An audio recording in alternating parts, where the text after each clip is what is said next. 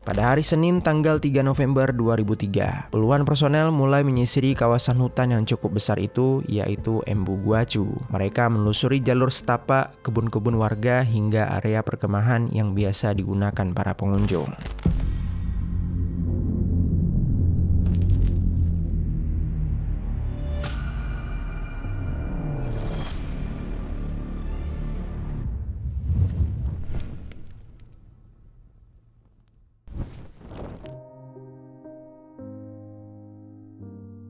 Halo pendengar kisah, selamat datang kembali di channel ini, tempat di mana kita akan membahas kisah-kisah kriminal nyata yang terjadi di seluruh dunia. Aku selalu doakan semoga kalian semua yang sedang menonton video ini dalam keadaan sehat walafiat dan dijauhkan dari mara bahaya.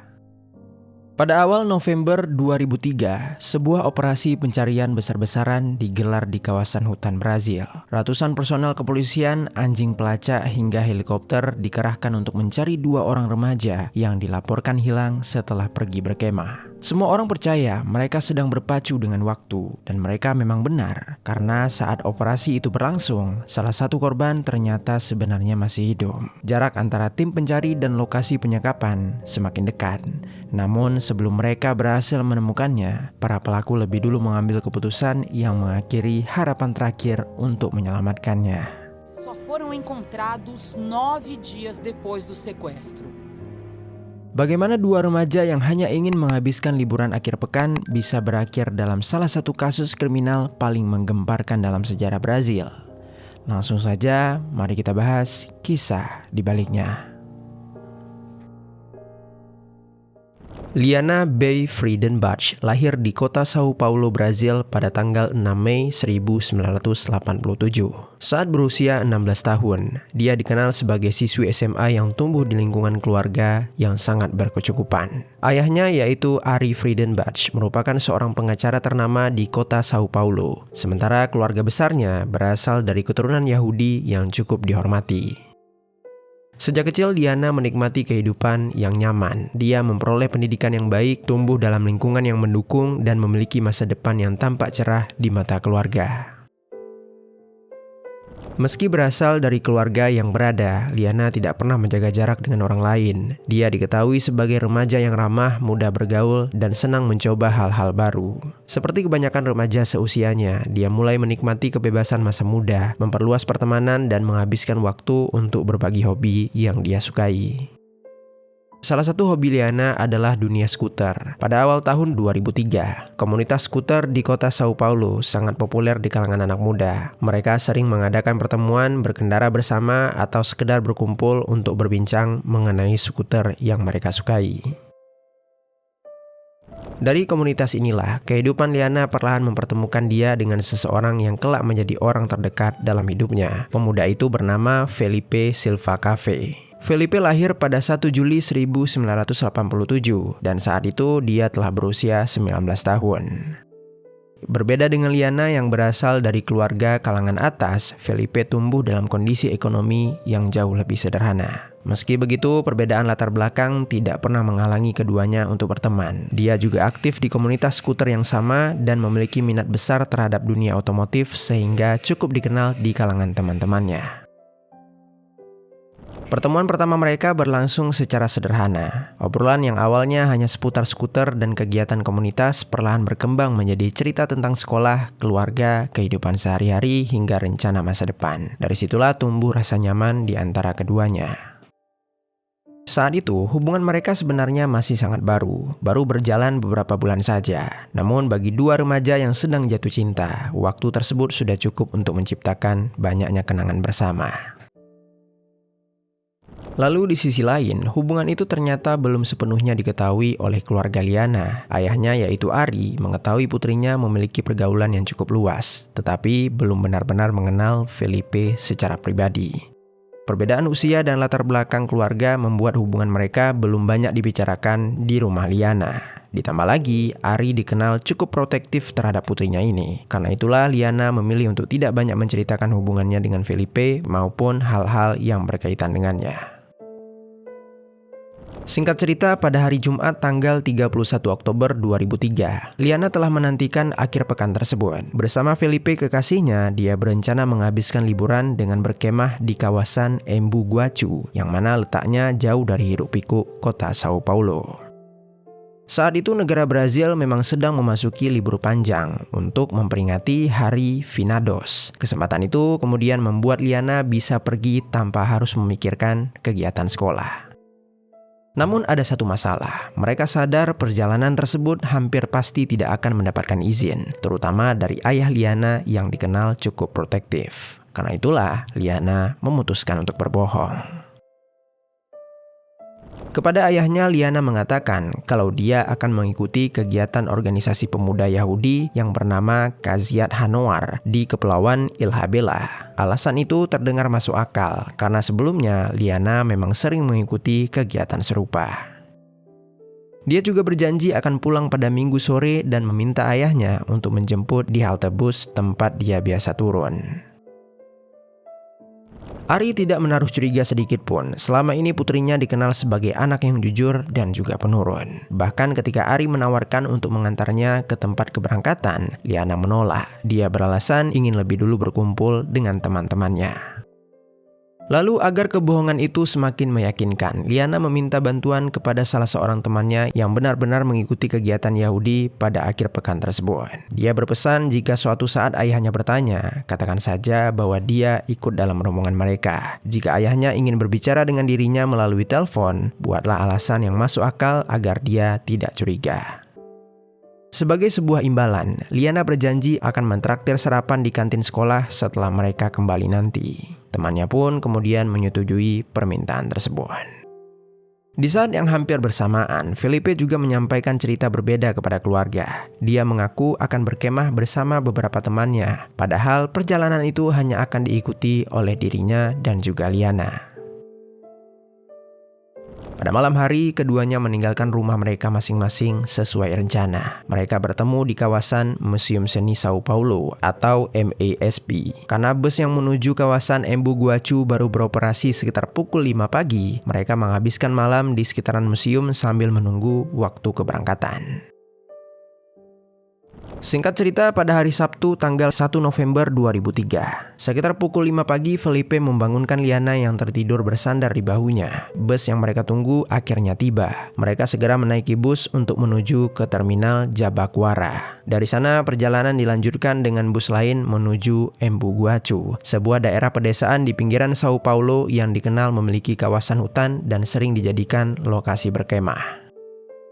Setelah tiba, mereka masih harus melanjutkan perjalanan menggunakan kendaraan lokal sebelum akhirnya mencapai desa Santa Rita. Perjalanan yang panjang membawa mereka semakin jauh dari keramaian kota. Bagi Felipe, kawasan itu bukan tempat yang asing. Dia sudah beberapa kali berkemah di sana dengan teman-temannya, sehingga dia cukup mengenal medan di sekitaran tersebut. Namun bagi Liana semua itu terasa baru. Melihat hutan yang lebat dan suasana yang begitu sunyi, dia sempat merasa gugup. Felipe mencoba menenangkannya. Dia meyakinkan Liana bahwa semuanya akan baik-baik saja. Setelah memasuki kawasan hutan, mereka mulai mencari lokasi yang cocok untuk mendirikan tenda. Karena memasuki area itu tanpa izin resmi, mereka memilih berjalan lebih jauh ke dalam hutan agar tidak berada terlalu dekat dengan pengunjung lain.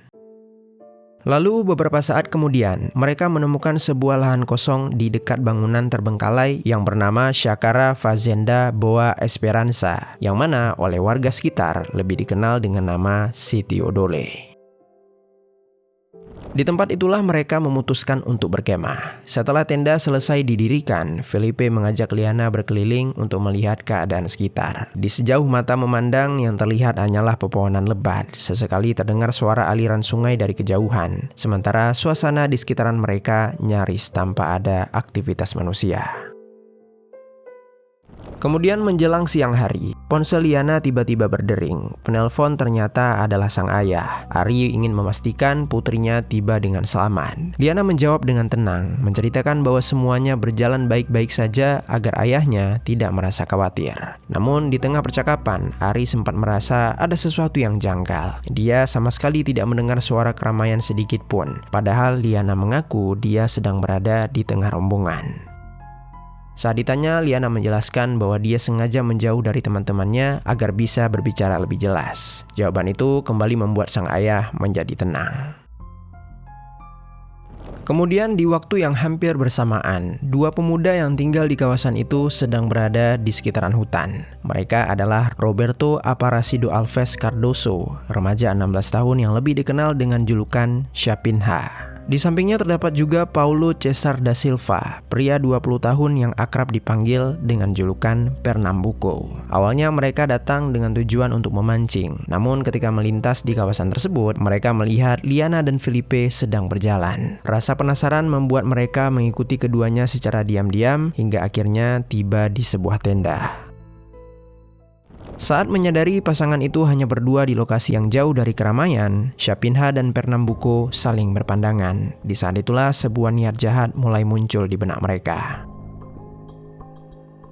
Mereka segera kembali ke gubuk yang biasa mereka gunakan sebagai markas untuk mengambil senjata. Di sana mereka menyusun sebuah rencana. Chapinha akan lebih dulu mendekati pasangan itu dan mengancam mereka. Setelah situasi berada di bawah kendali, Pernambuco akan menyusul untuk memperkuat intimidasi. Tak lama kemudian rencana itu pun dijalankan. Chapinha berjalan menuju tenda sambil membawa senapan berburu dan menyembunyikan senjata tajam di balik pakaiannya. Melihat pria asing datang sambil membawa senjata, Liana seketika langsung berteriak ketakutan. Felipe spontan berdiri di depan kekasihnya, berusaha melindungi meski sadar peluang mereka untuk melawan nyaris tidak ada. Di bawah ancaman senjata, keduanya dipaksa untuk mengikuti semua perintah. Beberapa saat kemudian, Pernambuco ikut bergabung. Kini posisi Liana dan Felipe benar-benar tidak berdaya. Pernambuco mulai menggeledah seluruh barang bawaan mereka, berharap menemukan uang atau benda berharga. Namun karena tujuan mereka hanya memang untuk berkemah, barang berharga yang dibawa sangatlah sedikit. Selama penggeledahan berlangsung, Liana dan Felipe dipaksa mengangkat kedua tangan, sementara Chapinha terus mengarahkan senapannya. Liana menangis tanpa henti. Di tengah kepanikan, dia terus memanggil orang tuanya seolah berharap mereka dapat mendengar jeritannya. Dia bahkan memohon kepada kedua pelaku agar melepaskan mereka. Liana mengatakan bahwa keluarganya memiliki banyak uang. Jika mereka menghubungi keluarganya, tebusan dalam jumlah besar pasti akan diberikan. Namun ucapan itu justru mengubah rencana para pelaku. Awalnya mereka hanya berniat merampok. Kini mereka melihat kesempatan untuk mendapatkan uang yang jauh lebih besar dengan menculik kedua korban. Kepala Liana dan Felipe kemudian ditutup menggunakan kain. Dalam kondisi tidak dapat melihat apapun, mereka dipaksa berjalan meninggalkan lokasi perkemahan untuk menuju ke sebuah rumah terpencil yang berjarak sekitar 2 km dari tenda mereka. Sesampainya di rumah yang hanya memiliki satu ruangan tersebut, Liana dan Felipe langsung diikat erat agar tidak bisa melarikan diri. Tak lama kemudian, 3 orang pria dewasa lainnya datang ke rumah tersebut. Mereka adalah Antonio Caetano, Antonio Matias de Barros, dan Agnaldo Pires. Sejak saat itu, jumlah pelaku bertambah menjadi 5 orang. Tak lama kemudian, Chapinha menyeret Liana ke tengah ruangan. Keempat pelaku lainnya hanya menyaksikan sambil bersorak. Liana terus menangis dan berusaha melawan, tetapi seluruh usahanya ternyata sia-sia.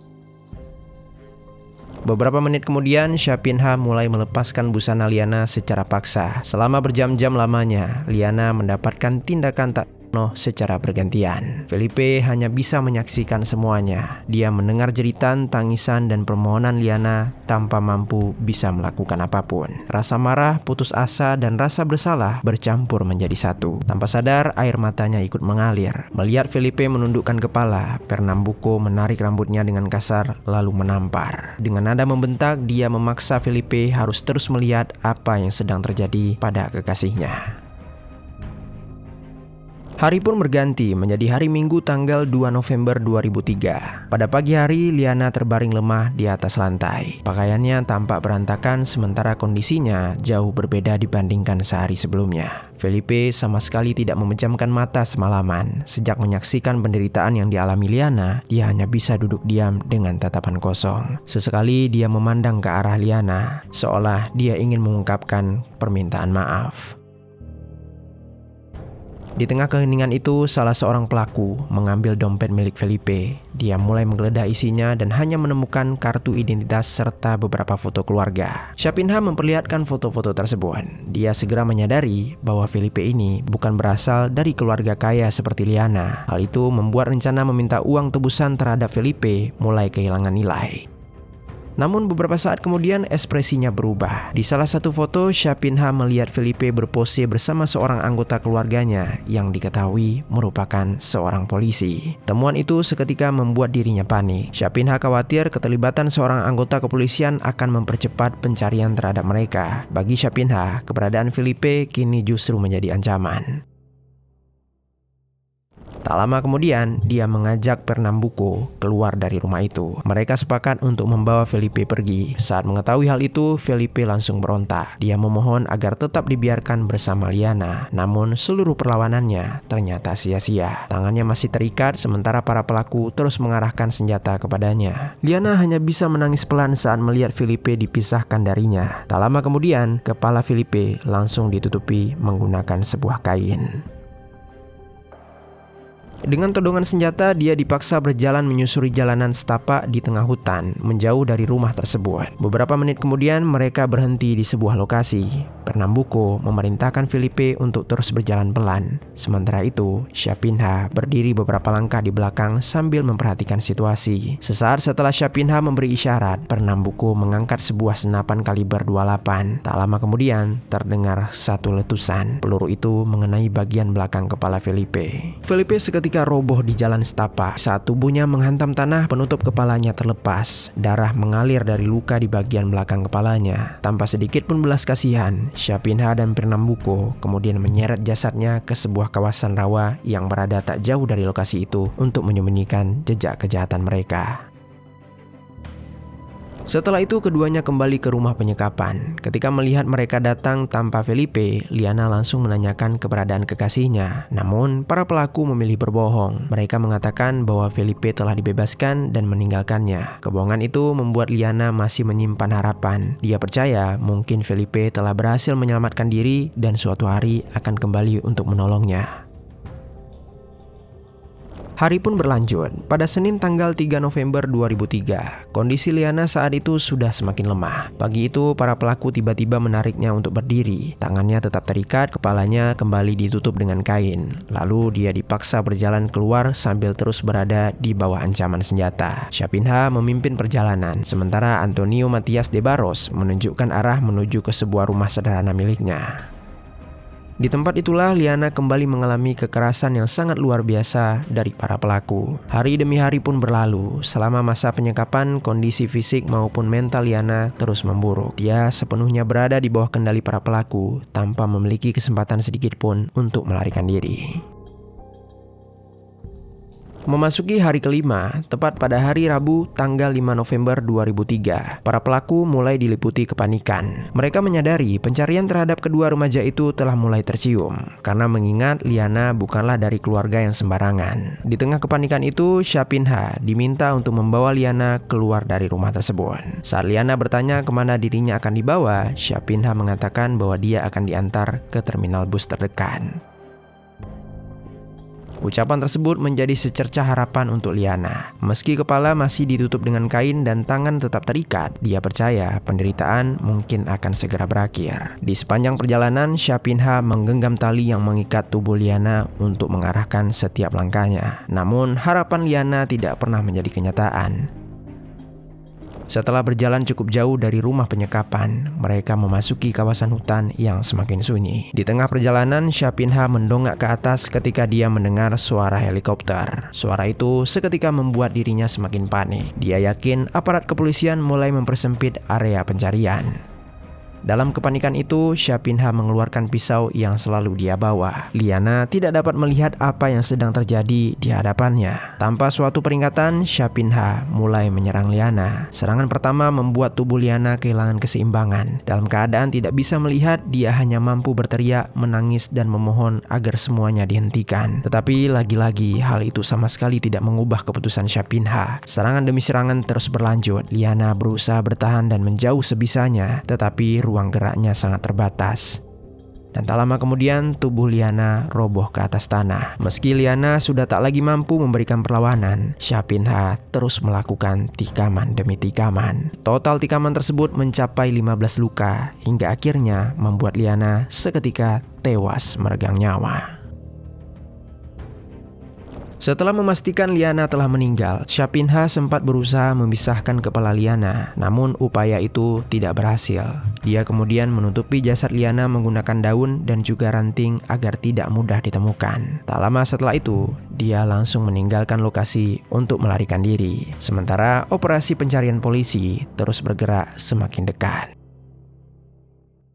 Sebelum pembunuhan Liana terjadi, 3 hari yang lalu tepat pada tanggal 2 November 2003, sang ayah mulai berulang kali menghubungi Liana. Namun setiap panggilan selalu berakhir dengan jawaban yang sama, ponsel Liana berada di luar jangkauan. Awalnya Ari berusaha berpikir positif, dia mengira putrinya berada di kawasan hutan yang sulit mendapatkan sinyal. Namun menjelang sore, perasaannya berubah menjadi cemas. Liana yang sebelumnya mengatakan bahwa rombongan mereka akan kembali pada Minggu sore tersebut, tetapi hingga waktu yang dijanjikan, Ari tidak mendapatkan putrinya maupun rombongan yang seharusnya sudah tiba di halte bus. Meski mulai panik, dia masih mencoba menenangkan diri. Dia berpikir mungkin dirinya terlambat datang sehingga Liana sudah lebih dulu pulang. Namun untuk memastikan, Ari menghubungi salah seorang sahabat Liana. Tak lama kemudian, telepon pun dijawab. Ari menjelaskan bahwa dia tidak dapat menghubungi putrinya sejak pagi. Mendengar pernyataan itu, suara di seberang telepon justru berubah khawatir. Diiringi tangis dan rasa bersalah, sahabat Liana akhirnya mengungkapkan kenyataan yang selama ini dia sembunyikan. Liana sebenarnya tidak pernah ikut ke dalam kegiatan Yahudi tersebut. Dia pergi berkemah hanya berdua saja bersama Felipe ke kawasan Embu Guacu.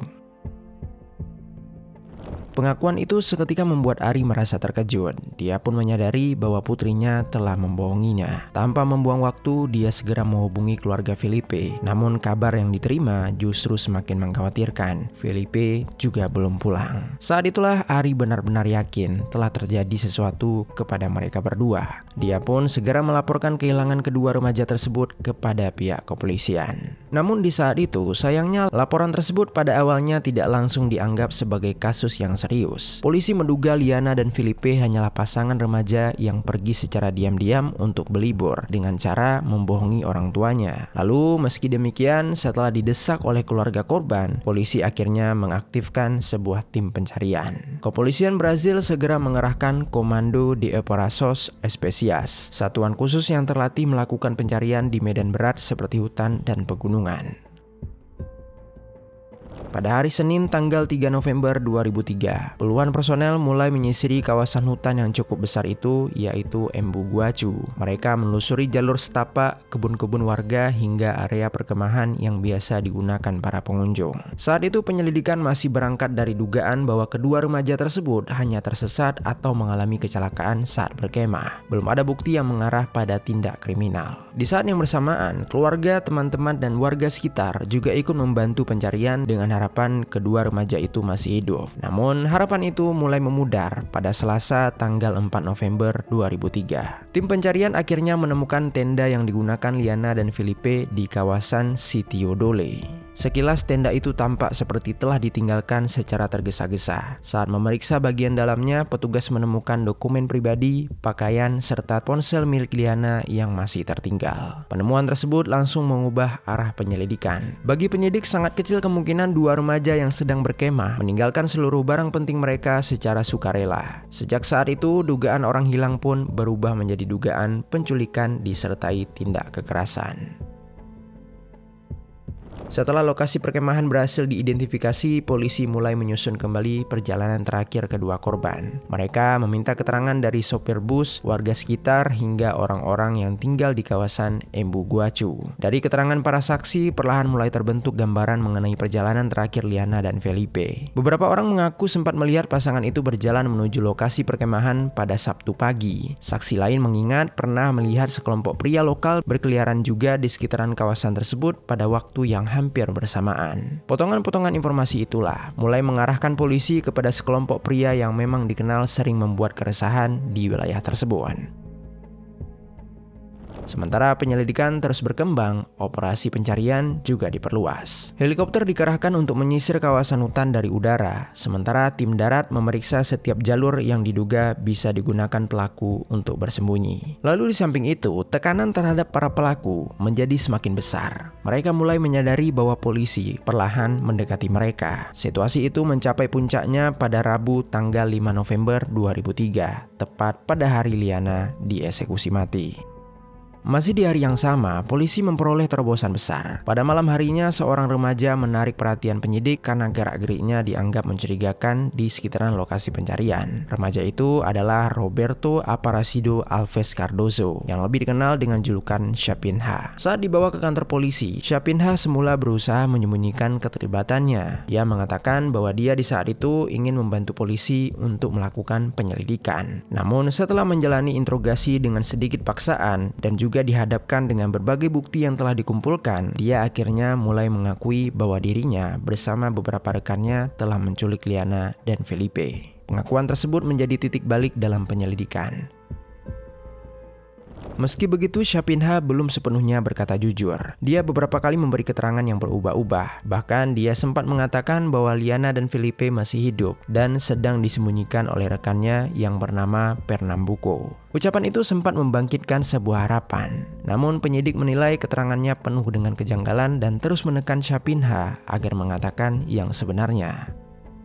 Interogasi dengan sedikit kekerasan akhirnya membuahkan hasil. Berdasarkan petunjuk yang diberikan Chapinha, pada tanggal 10 November 2003, polisi menemukan jasad Felipe di sebuah area jurang di dalam hutan. Hasil pemeriksaan menunjukkan Felipe meninggal dunia akibat satu tembakan di bagian belakang kepala. Temuan itu memastikan bahwa kasus ini bukan lagi sekedar penculikan, melainkan pembunuhan yang dilakukan dengan sengaja. Penyidik lalu mendesak Chapinha untuk menunjukkan lokasi Liana. Awalnya dia masih berusaha mengulur waktu dengan memberikan petunjuk yang saling bertentangan. Namun ketika seluruh kebohongannya mulai terbongkar, dia akhirnya membawa polisi ke lokasi sebenarnya. Di tengah hutan lebat, petugas menemukan jasad Liana yang ditutupi dedaunan dan juga ranting. Hasil pemeriksaan menunjukkan bahwa selama masa penyekapan, Liana mengalami penyiksaan dan juga kekerasan secara berulang sebelum akhirnya dia dieksekusi. Penemuan kedua jasad mengakhiri pencarian yang selama sepekan menyita perhatian masyarakat Brazil. Berbekal pengakuan Chapinha dan berbagai barang bukti yang berhasil dikumpulkan, polisi segera memburu pelaku lainnya. Paulo Cesar da Silva alias Pernambuco berhasil ditangkap. Menyusul kemudian Antonio Caetano, Agnaldo Pires, dan Antonio Matias de Barros. Hasil penyidikan menunjukkan bahwa masing-masing memiliki peran berbeda, mulai dari penculikan, penyekapan, kekerasan terhadap korban, hingga membantu menyembunyikan kejahatan tersebut. Seluruhnya kemudian ditetapkan sebagai tersangka. Proses persidangan berlangsung melalui dua jalur hukum, karena Chapinha masih berusia 16 tahun saat kejahatan itu dilakukan. Setelah melalui pengadilan yang cukup panjang, para pelaku dewasa diadili di pengadilan pidana umum dan dijatuhi hukuman yang sangat berat. Pernambuco divonis 124 tahun penjara, Antonio Caetano dijatuhi hukuman 110 tahun penjara, Agnaldo Pires divonis 61 tahun 10 bulan penjara.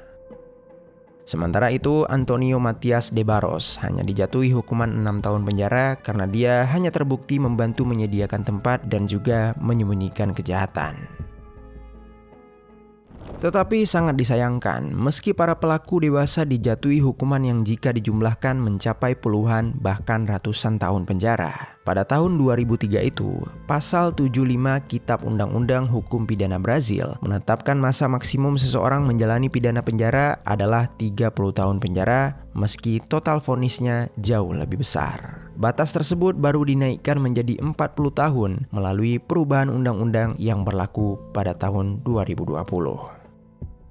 Sementara itu, Chapinha karena masih berusia 16 tahun saat melakukan kejahatan, dia tidak diadili sebagai orang dewasa. Dia diproses melalui sistem peradilan anak. Lalu setelah menjalani masa pembinaan tersebut, dia ditempatkan di Unidade Experimental de Saúde, sebuah fasilitas dengan pengawasan yang sangat ketat seperti penjara, setelah dia dinilai masih membahayakan masyarakat umum.